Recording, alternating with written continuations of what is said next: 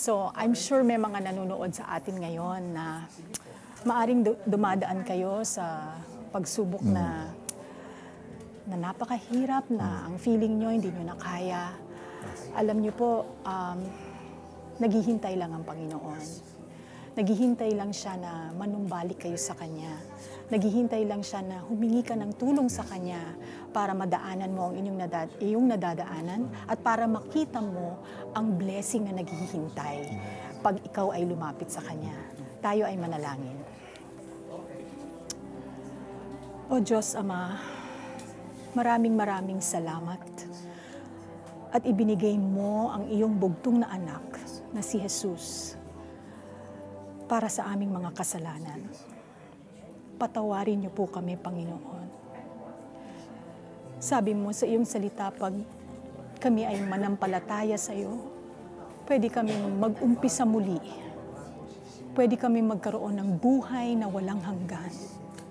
Pwede naming maranasan ang mga plano mo para sa amin. Kaya Lord, lumalapit kami sa iyo, sinusuko namin ang aming buhay, tinatanggap ka namin bilang sariling tagapagligtas at Panginoon. Mula ngayon, mangunguna ka na, Panginoon. Turuan mo kaming mamuhay ayon sa iyong nais, Panginoon. Ito ay aming dalangin sa ngalan ng inyong anak na si Jesus. Amen. Taos-puso ka bang sumabay sa aming panalangin? Tinanggap niyo ba si Jesus bilang Diyos at sariling tagapagligtas ng inyong buhay? If yes, ikaw ay bago ng nilalang. Ang luma mong pagkatao ay wala na, ikaw ay bago na. Balitaan niyo naman kami, kapatid, sa iyong pinakamahalagang desisyon.